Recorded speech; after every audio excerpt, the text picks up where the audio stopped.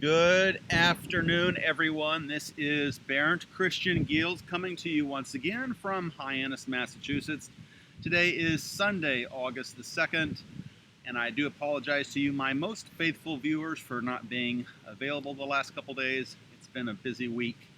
And as you can see in my last episode, episode 28, I spent many hours over the last 7 days or so until last Thursday getting a design ready for a special birthday cake that I made that was finally finished last Thursday, July 30th. So I took a couple days away from that, and then I was busy working my primary job, so I wasn't able to get around to producing new content until today. So here I am once again on the green grass here in downtown Hyannis with the Barnstable Town building behind me. It is a fairly breezy day, so I apologize for the volume issues. And yes, I'm not that far from the airport.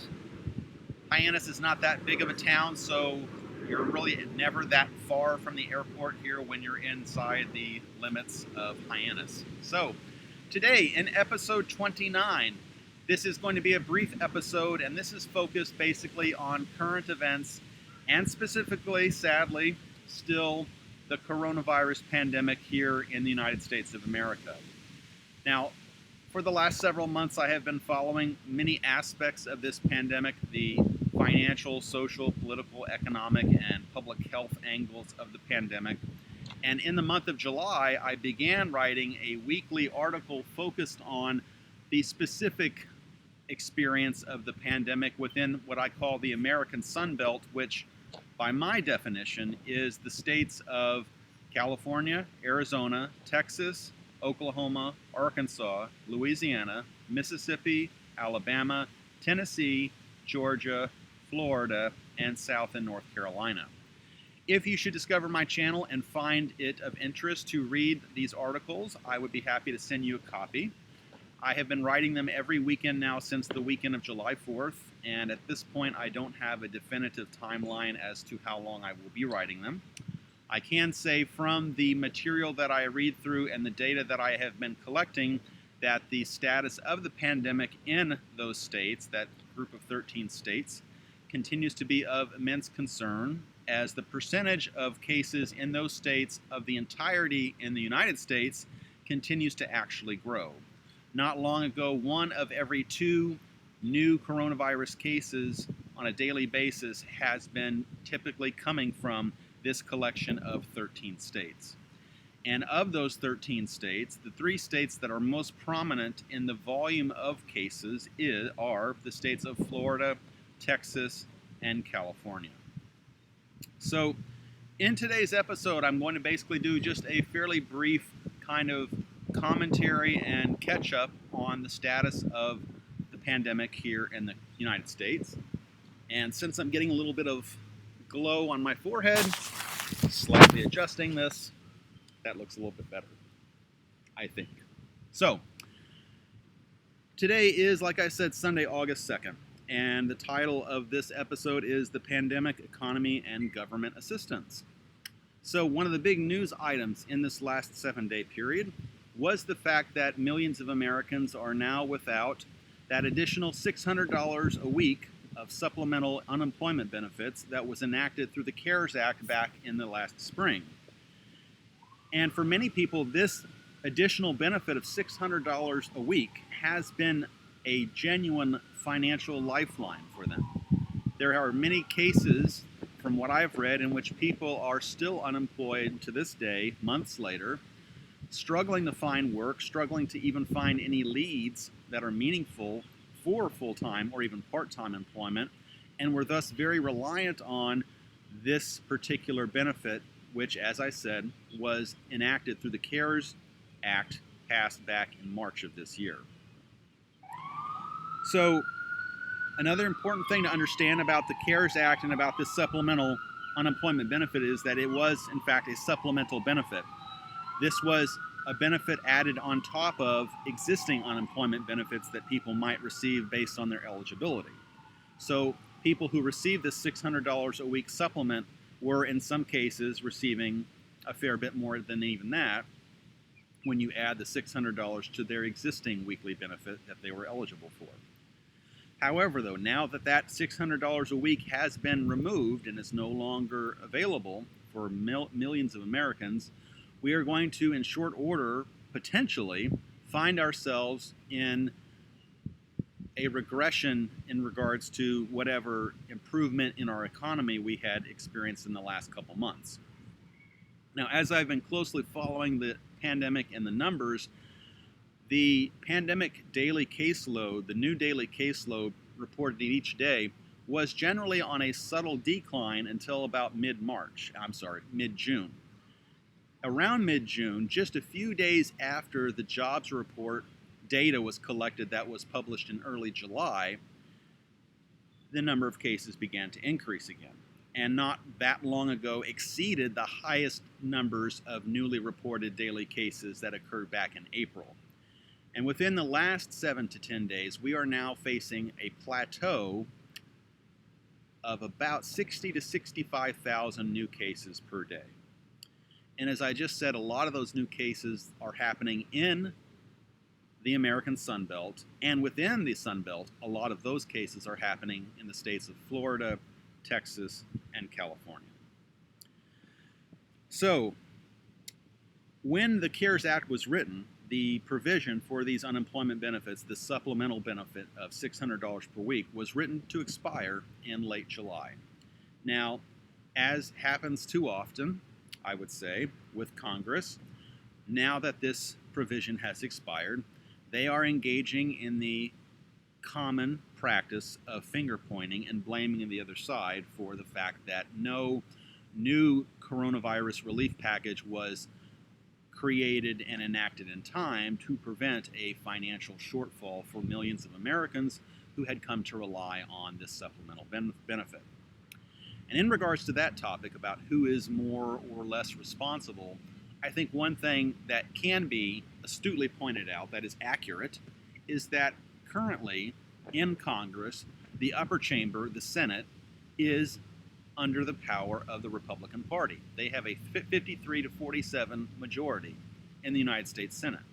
So basically, you could reasonably argue the Republican Party has the upper hand, and therefore, I think you could fairly say, should have been the more proactive party in coming to some sort of consensus within their own party about what they would come to the table with to negotiate with the Democratic Party. So now we face a very horrible situation in which these benefits have expired. It is early August, and customarily this time of year, the United States Senate takes an August recess. But what is not customary in most Augusts that pass is the confluence of many horrible things that are going on right now in this country, namely the coronavirus pandemic, as well as the ongoing discourse in this country that has been underway since late May regarding the issue of police brutality and law enforcement conduct in this country. And then layered on top of that are just other issues as well that are more common throughout each year that aren't unique necessarily to 2020, like the pandemic and like the issue of law enforcement misconduct.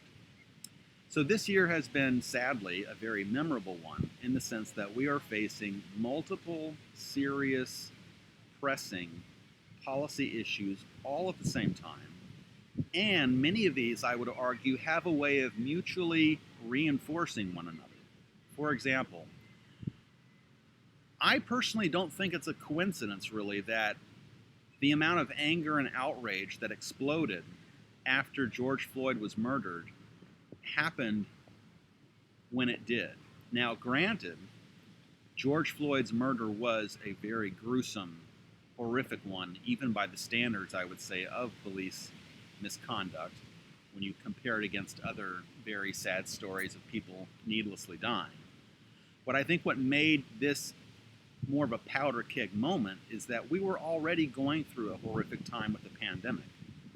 And so people of color, those communities of people who already all too often experience marginalized lives in this country, were already frustrated with the coronavirus pandemic with loss of employment or with reduced employment, with stagnant wages, which has been an issue for decades in this country. And so then to add that on top of existing systemic issues of inequity, such as the different ways people are treated by the law enforcement community based on the color of their skin, it was just a natural powder keg waiting to go off. And so we find ourselves now in this very challenging, confusing moment in which these multiple crises are all mutually reinforcing one another to some degree. Consider, if you will, police misconduct and the pandemic and how those intertwine, for example. If you are facing a time in which you are advised or even required to stay at home because of an issue like a pandemic, then it's just another layer of stress on top of the stress that you might already experience when you have to go out and get groceries for yourself and worry about perhaps being pulled over in your car because of the color of your skin. So life was already stressful enough for a lot of Americans, especially minority communities, before the pandemic started. So layering that on top has just made it even more difficult for many people to traverse and negotiate the most simple activities of their daily lives. Things like going out and getting groceries, things like going out to the bank, things like checking on the status of their family and friends who live close to them. And so in a sense, a lot of Americans have been put into a very horrific scenario of being asked to limit their travel, limit their interactions with their friends and family in person, and tolerate all of that while also wondering when they're going to find some sort of relief from the economic crisis, from that angle of the pandemic. So in a sense, I personally, looking back, I don't find it that surprising that this powder keg, this explosion of anger and outrage and protest unfolded as it did. And I would also further argue that it was also inspired by, or certainly influenced by, the political environment, the political context, the current politics of our country in this year 2020, where we have an incredibly unpopular president seeking re-election during multiple crises that he has shown, in my opinion, very little interest in actually successfully resolving. So the last I saw when I was researching this topic for this episode was that there were about 32 million Americans who are unemployed. Now, if you look at the last 19 weeks of data, throughout the last 19 weeks, in every single week, there have been at least 1 million Americans in every single week of the last 19 weeks who have filed for unemployment benefits. And in the last 2 weeks, the last 2 iterations of this weekly report, the number of Americans requesting unemployment benefits has actually gone up. Now, it's gone up relatively slightly when you compare it against the catastrophic beginning of this crisis, in which millions and millions were laid off in March and early April, but it's still going in the wrong direction. And so over the course of 19 weeks, we have seen tens and tens of millions of Americans filing for unemployment benefits. And the sheer scale of what is being demanded of certain institutions like the state-level unemployment benefits programs, the demand has been so immense that it is overwhelming the capacity of these institutions to respond. And so I've read stories in plenty of places about people waiting weeks and weeks and weeks to get any sort of response from their local unemployment benefits office. Now, I've had my own personal experience of that at other points in my life. I haven't experienced it in the current crisis, and for that I'm very grateful. But having experienced it in the past, I know very much how frustrating it can be when you spend hours of your day on the phone and not even successfully getting the phone to be answered, let alone reaching someone that can actually help you. someone who is trained to know how to handle your issue. So what we're facing right now is an overwhelmed system. Our public health care system has been highly burdened by the lack of leadership and the lack of coordination in response to the pandemic. So our public health care infrastructure has been burdened. Our education system is the next point of concern when kids go back to school or go back to some type of learning in the coming weeks. And then, of course, there is, like I said, the unemployment benefits programs, which have also been overwhelmed. So multiple institutions within our country have all been overwhelmed simultaneously. And that is creating one amazingly huge mess for all of us to wade through each and every day. And so it's completely understandable to me that people, American citizens from all walks of life, would be extremely frustrated and angry with the dysfunction and finger pointing going on in Washington, D.C., now that millions of Americans have been left in the lurch at a time when the Senate typically goes on its summer recess. So, what is another aspect to this whole crisis, you may ask? There are actually still more. So, now that millions of Americans are facing immense financial peril, those who live most at the margins are faced with the possibility of losing their housing, of being evicted because they cannot pay their rent. And with no obvious job prospects coming in the short term, it seems quite likely that many Americans who have previously been housed but not securely housed are going to now lose their housing.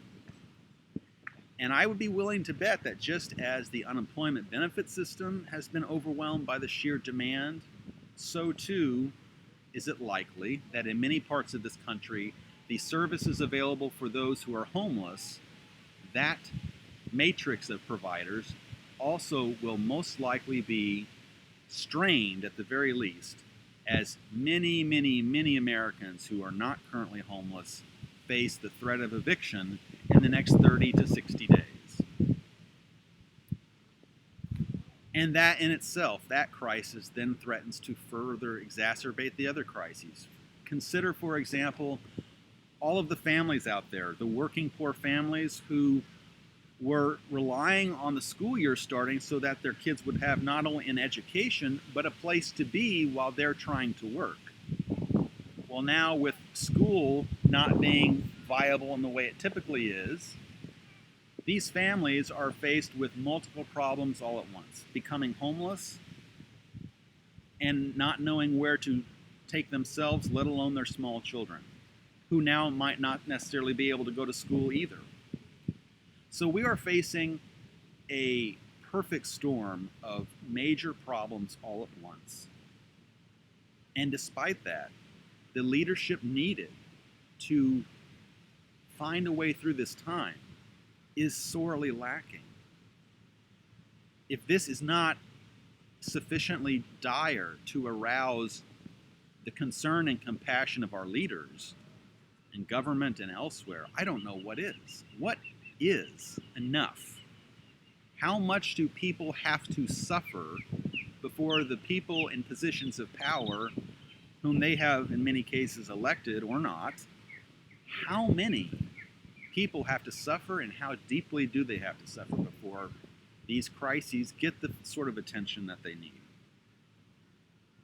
And on the note of the housing issue and the prospect of a housing crisis, of an eviction crisis, consider this, that a July 2019 article from Business Insider noted that the median rent for a one-bedroom apartment in many United States cities was $1,216. Now that figure of $1,216 should sound very close to another figure that's been bandied about a lot, right? $1,200, which is the amount of stimulus money that has been granted to many Americans earlier this year in the past relief packages that were created after the pandemic began. So let's say that Congress comes to some sort of a consensus, and one of the things they offer is that a certain group of Americans will get another stimulus check of $1,200. Now, if a median one-bedroom apartment cost is $1,216, basically what they're doing is giving the Americans who get that money enough money to stay in an a median-priced apartment for 1 month. 1 month. So basically, they are potentially solving one need for one subset of Americans for 1 month. One need, housing, for 1 month for a collection of Americans. Certainly not all Americans by any means. So that is how serious this is that even if they come up with this and say, let's give this group of Americans $1,200 again, a one-time check, that is enough money to provide for the price of a one-bedroom apartment in a number of American cities for 1 month. And I will post the link to that article so you can read it for yourself about this aspect of the housing affordability crisis in this country. So $1,216, the median rent, as of June 2019, over a year. The last thing I'm going to say about the current crisis is this common refrain that is often shared by those on the political right, the Republican Party, that supposedly, if we give too much free money to people, they're going to sit on their duffs at home and not want to go to work, not look for work. And so that is often a talking point that receives attention and that becomes relitigated and redebated each time there is a crisis like the current one that is economic in nature. And so what I'm going to give you, my viewers, as homework for this episode, if you like doing homework as you follow along, is I'm going to post an article from The Atlantic in the info box of this episode. It was published on March 8th, 2018, and it is titled, "Welfare Makes People Lazy." I invite you to read that article, and then after reading that article, ask yourself this question. Based on your life experience, on what you have experienced in your own life and what you have witnessed in the lives of your closest friends and family, do you believe that this is a truism that is in fact true? That when people receive welfare, that it makes them lazy, that is a common outcome of receiving free money, of receiving welfare, that it makes people lazy and not want to re-enter the workforce, not want to contribute to their local communities, and so on. So I'm going to leave it there for today. Thank you very much for watching this, episode 29. I will be back again tomorrow with episode 30. Tomorrow's episode is going to focus on yet another challenge we are facing now, which I think is a fitting thing to talk about on a Monday, since so many of us love Mondays, right? Tomorrow I'm going to talk about the issue of climate change. So I think it's fair to say that that particular subject has taken a back burner to the crisis related to the pandemic, and to a degree rightly so, because obviously when you're going through a crisis, you're more concerned about how you're going to find a meal that night than whether your property is going to flood in 10 years. So it's all about priorities. That's something that I say a lot when it comes to some of the policy problems in this country. So look forward to that tomorrow. Thank you again for watching. I invite you to tell your friends, family, colleagues, and pets about me, and I will be back in the near future. Have a great evening.